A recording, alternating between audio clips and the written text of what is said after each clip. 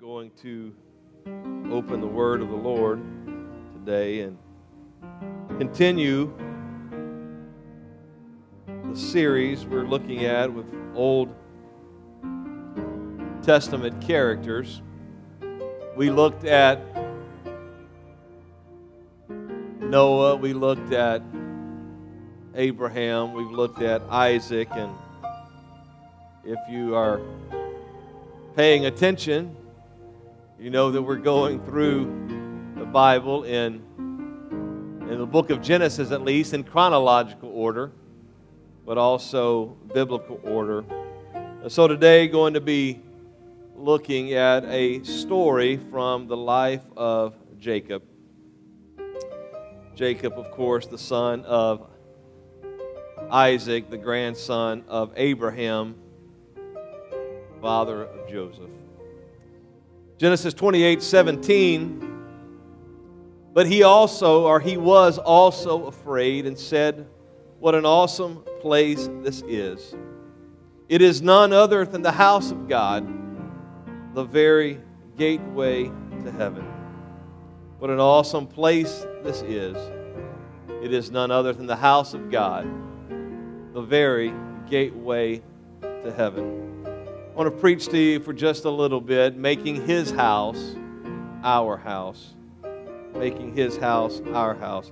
God bless you. You may be seated.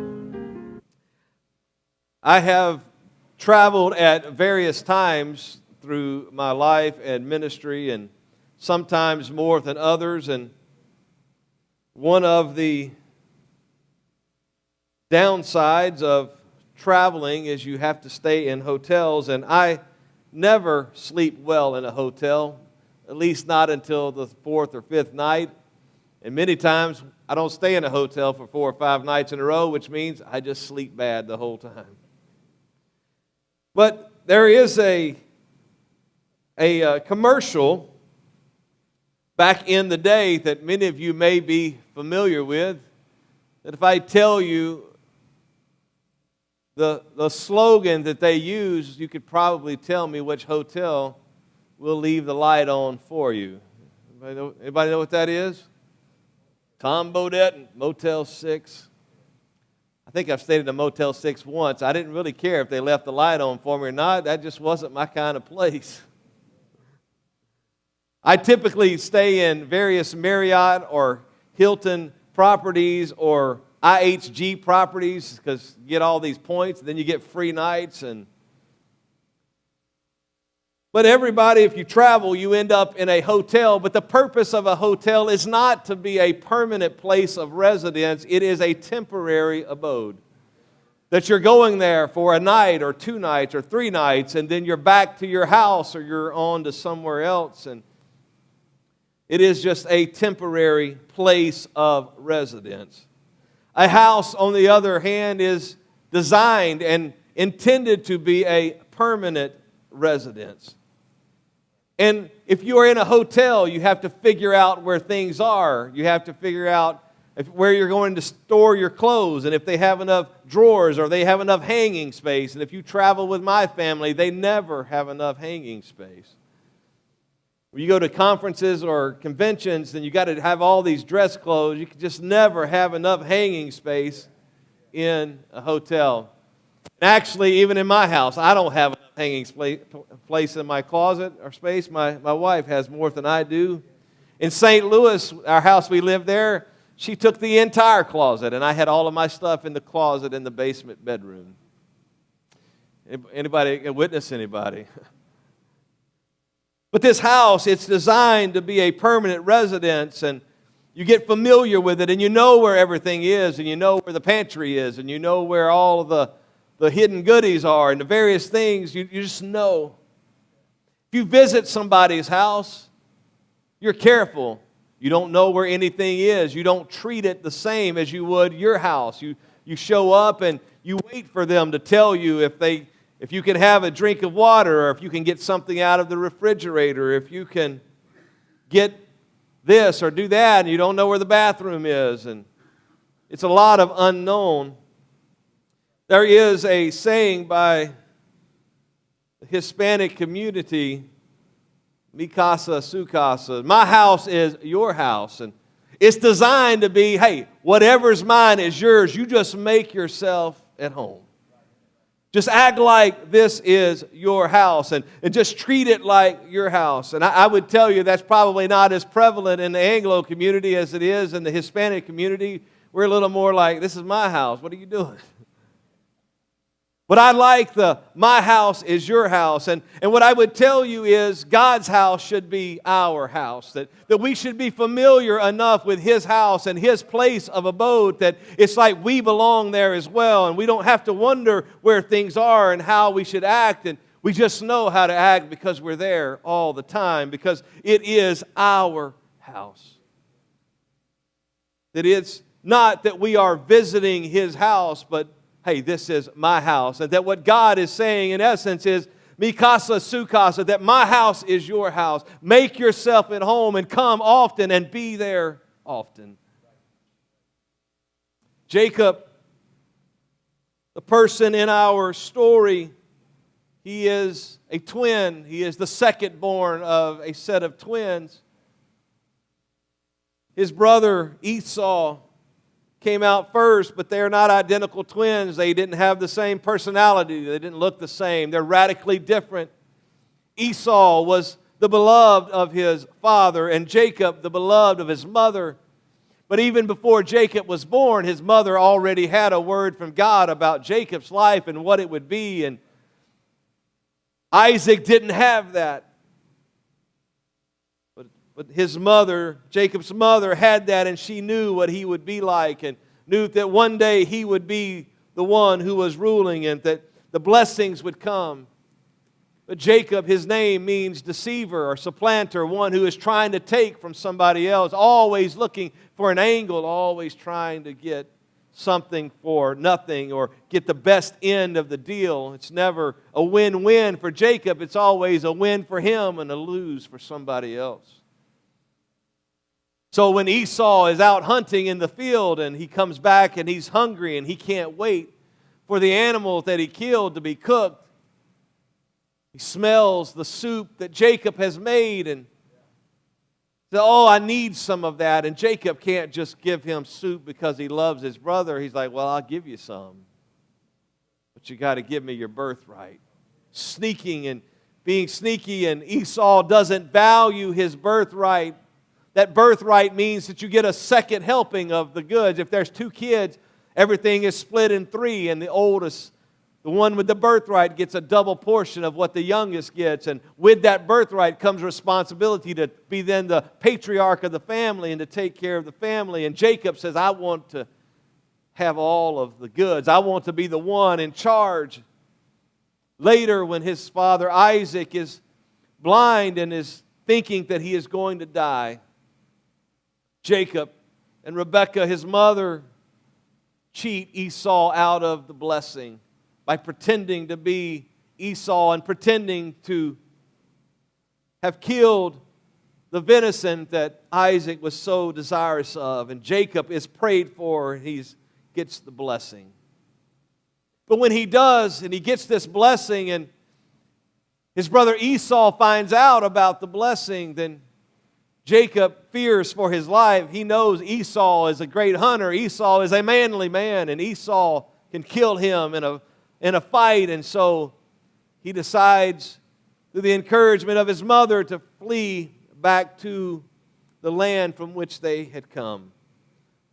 Flees back to Rebekah's brother Laban.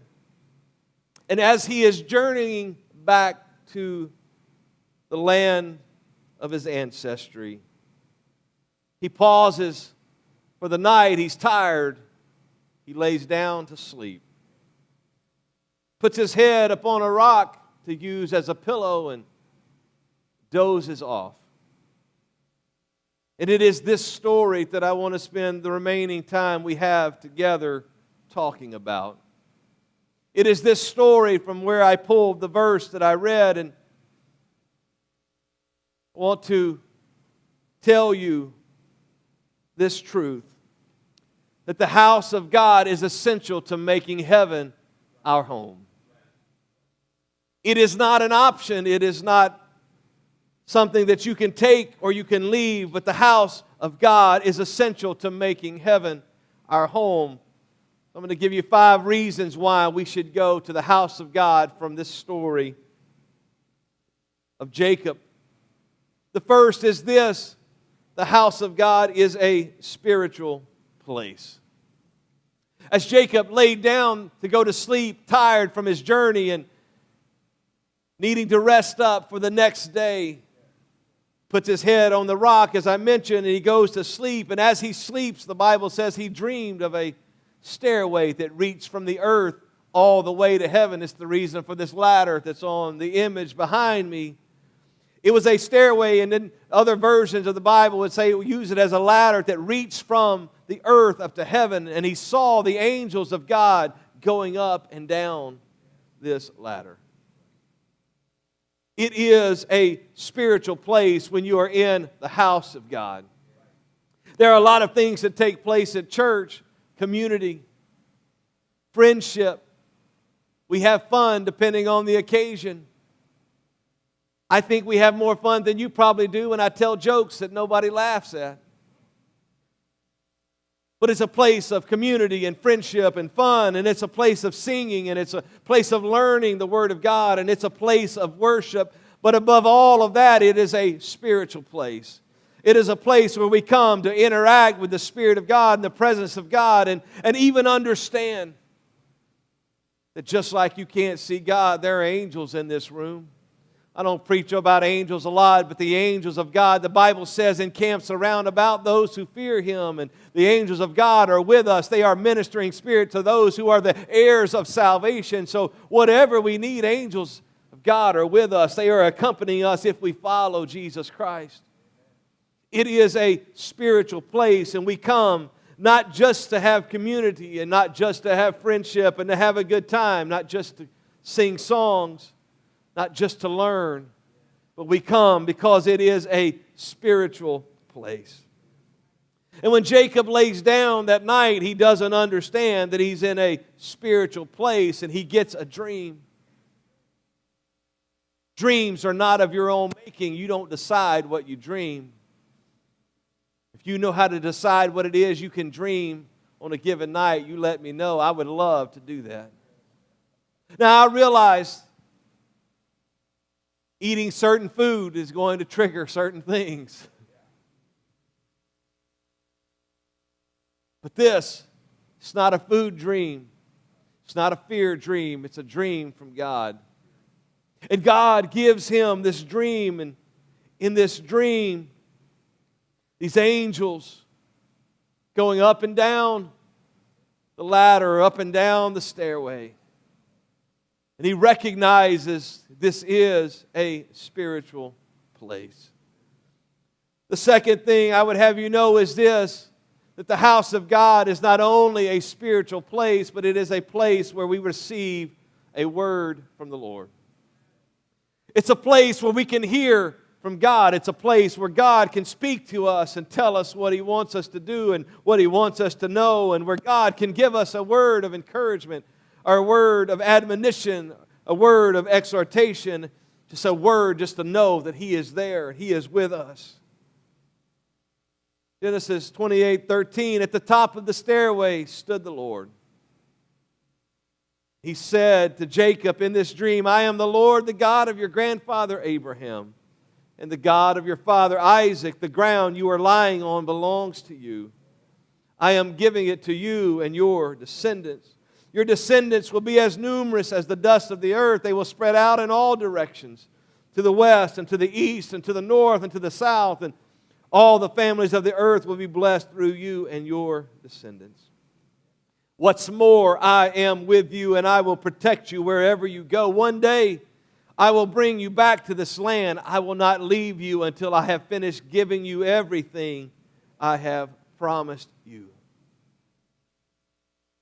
Jacob, in this place that he would later name Bethel, which means house of God, God gives him a word and a promise that He says, I'm going to give you what I promised Abraham, and I'm going to give you what I promised Isaac. You can be assured that I will give it to you. I will be what I was to them. I will be to you. speaking by God and people hearing a word from God is common in the Old Testament. Every major character so far has had a direct word from God. From Adam and Eve, who walked with God in the cool of the day, to Noah, who's minding his own business, living righteous, and God speaks to him. Or to Abraham, who's in Ur, and he's going around and doing his own business and ignoring what's going on, and God speaks to him in that moment. To Isaac, who gets a word from the Lord. To Jacob, God interacts with His people, and He desires to guide and direct our lives. He desires to give us words of encouragement. He desires to tell us what He wants us to do and what He wants us to know. On Thursday nights, the last 2 or 3 Thursday nights, we've been doing sermon-based, small group style study where we look back at what was preached the previous Sunday and talk about it and apply it and dig into the passage. And I have shared on those last 2 or 3 Thursdays specific times where God has spoken a word to me. And it's not always been at church. Not every time I hear His voice is it at church. But what I would tell you is this: the most impactful and the most important, the ones that changed my destiny, they all took place in the house of God. It was at church when God would speak, sometimes directly to me and sometimes through others. It was God who would speak. Answering the call to preach the gospel, it was a Sunday night service through somebody else who said to me, and he called me to the front, he said, "I see you as a little child dreaming of all the things you're going to do for God." And when the call came, you walked away. And I knew in that moment that God knew where I was. And I knew in that moment that what I had felt and what I had thought He was calling me to do, He was really calling me to do. Confirmation of the call to preach in God's house. The call to come to Kansas City, plant a church, took place in a church service. And the promise of God's financial provision took place in a church service, in a place we would call the house of God. The house of God is where God speaks and where we can get a word from God. When you have decisions to make and you have choices that you have to make and you're not sure what to do, you can find a word from God in His house. That when you show up at His house, say, "God, I need to hear from you today." God speaks when you're in His house. And sometimes it's through the message preached, and sometimes it's through others, and sometimes it's just the still, small voice of God. But He will speak when you are in His house. The house of God is a spiritual place. The house of God is where God speaks. Thirdly, the house of God is where people find God. Then Jacob awoke from his sleep and he said, "Surely the Lord is in this place." I came and I just stopped because it was a good place to stop. It was a good place to sleep for the night. And I didn't expect it, but God was in this place. I would tell you, people show up at church buildings all across this country and all across the world for that matter. Sometimes they just show up and God will sometimes show up with them. They don't expect it. They don't know He's there. They're just doing what they think they need to do, or they're going through the motions, and God shows up. Surely the Lord is in this place. And I would tell you that there's nothing special about this building.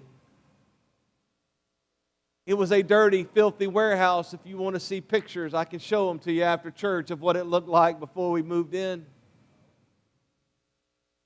People doing business here, doing a variety of things in this building.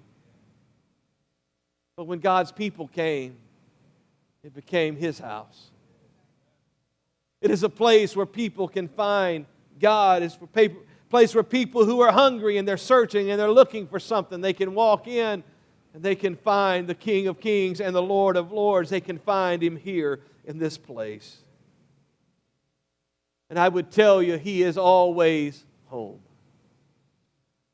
What people would say about those who may be a little lacking here in certain areas, the light is on, but nobody's home. I would tell you, the lights may not always be on here, but God is always home. And you can always find Him here every Sunday and every Thursday. And whatever day you come, you can find God here because this is His house. It's not the only place to find God. A church building or a building where we hold services, it's not the only place to find Him. But I would tell you, it is the place where most people find Him. People that are searching and looking for God, they go to a church. They go to a place where God's people meet together because they expect to find Him in His house. Seek me and you will find me. And I promise whatever you're seeking from God, you can find it here in this house. Not only is it the place where people find God, and not only is it a place where people get a word from God, not only is it a spiritual place, but it is the gate of heaven.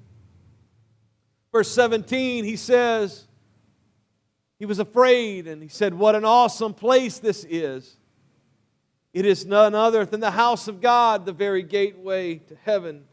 This was the text of the main verse that I read, that His house is the gateway to heaven, and he was afraid. He said, what an awesome place. And I don't have time to dwell on it, go through it, but the book of Proverbs would say that the fear of the Lord is the beginning of wisdom. And in one sense, it's not being afraid of God, it's awe and respect of God. But in another sense, there is a fear of God because He is the God of the universe, and whatever He says goes. And disobedience is not an option. Jacob was afraid, and he said, what an awesome place this is. It looked like just a grassy hillside. It looked like just a place where there were some rocks. It looked like just a place where there were some plastic folding chairs and concrete floors. But it's the house of God. It is the gateway to heaven. Gates were the entrance into or out of various places, but they were more than that. In the Old Testament, the gates of the city served as protection. It served as access, but it was the most important place in the city because it was the place where important business was transacted. Even in New Testament times, there was the bema seat that would sit outside or near the gates of the city. It was the court for people to come and interact and have important decisions made and court cases heard and disputes settled. For Jacob, he says, this is the gateway to heaven. It's not heaven, but this is how I'm going to get there because God is in this place and I don't get to heaven except through Him. And so this is the gateway to heaven. I need to hurry. Lastly, the house of God is where dedications and commitments are made. Oh, you can make dedications and commitments any place. You don't have to be here. You don't have to be in His presence to decide to follow Him. You don't have to be in His house to dedicate yourself to living for God. But I would tell you that dedications and commitments are made in His house. Genesis 28 tells us the next morning Jacob got up very early. He took the stone he had rested his head against. He set it upright as a memorial pillar, and he poured olive oil over it. He took this flat stone that he was using for a pillow and he stood it up so that it would stand out, and he made it a memorial pillar. And he named that place Bethel, which means house of God.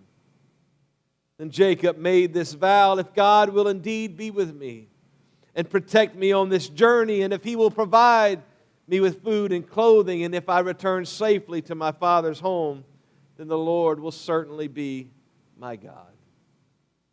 And this memorial pillar I have set up will become a place for worshiping God, and I will present to God a tenth of everything He gives me. God had promised him earlier, the night before, when in the dream He had promised him all of that. And that next morning when Jacob is taking the rock and he's making it a memorial and he's standing it up and he's pouring olive oil on it as a symbol of his commitment and dedication, he said, God, if you do what you said, then I'm going to serve you. If you do what you said, God, you will be my God, and I will tithe to you. I will give you 10% of everything I make. The house of God is a place where we commit to serve God, and we commit to give to God, and we commit to living for Him. It's in His house where important decisions have been made. In my life, and for many of you, it was at an altar. And we don't do altar calls the same way, and we don't have altar benches. We just have a place we call the altar area. And sometimes I don't even call you to come to the front. I say, you can make a commitment where you are. But here's the deal. We're called when we're in His house to make commitments and to dedicate ourselves to Him. God, I'm going to serve you. God, I'm going to live for you. I'm going to commit everything to you. Most of the time, it's done in His house. Most of the time, it's done in His presence. When we've heard a message preached, in His presence, the Spirit of God would come in. We commit and dedicate ourselves to following the King of Kings and the Lord of Lords. The house of God is essential to making heaven our home. When we're in His house, problems are fixed and healing occurs. Families and marriages are restored and salvation is found and destinies are changed. We have an audience with the King of Kings. That when we come to His house, we can guarantee that He's going to be there, that we don't have to wonder if God's going to show up. He's always in His house. Why should we go to the house of God? Because it is a spiritual place. It is a place where we receive a word from the Lord. It is where people find God. It is the very gateway of heaven. And it is a place where dedications and commitments are made. But there is a little change in the twist. We've already actually read the passage. Jacob awoke from his sleep and said, surely the Lord is in this place. And I wasn't even aware of it. Surely God is here, but I didn't know it. I wasn't expecting it. I was just going through the motions. I was just doing my thing. I was just punching the clock. Understand this, that God can be found in His house, but He can also be missed. That people can show up in the place where God is and not even know He's there. Not even know that it is His house or that He is present.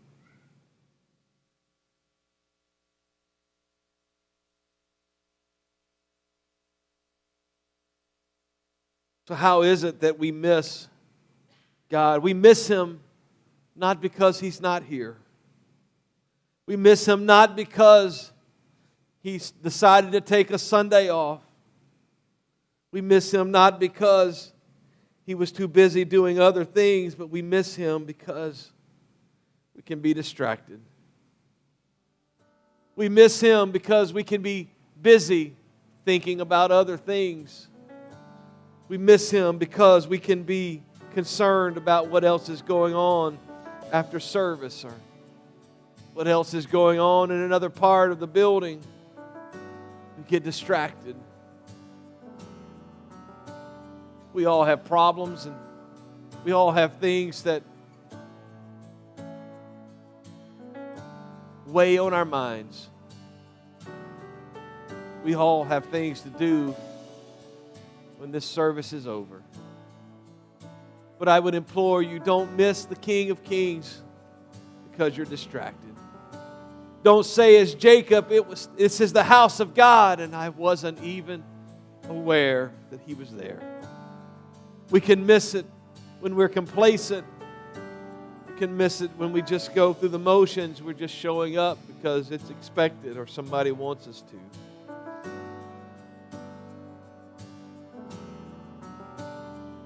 But when we make his house our house, then every time we get together,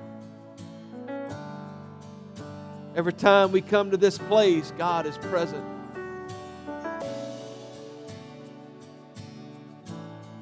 And I don't know if you feel what I feel. I can look at faces and see some who are aware that the King of Kings is in the room.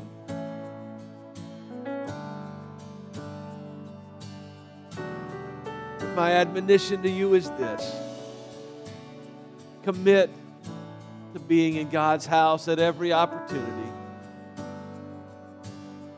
They used to say every time the doors are open, I get life is busy. I get that we travel. I get that we have work. I get that there are other things. So I wouldn't tell you you're wrong if you sometimes miss. But I would tell you every time you are able, show up at his house, because you never know what God's going to do. You never know when you're going to get a word from the Lord. You never know when you're going to have him interact with you and bring healing and bring restoration. You never know when he's going to do something great in your life.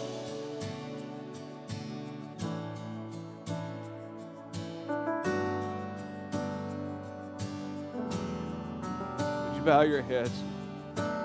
Father, we need you today. We need you today.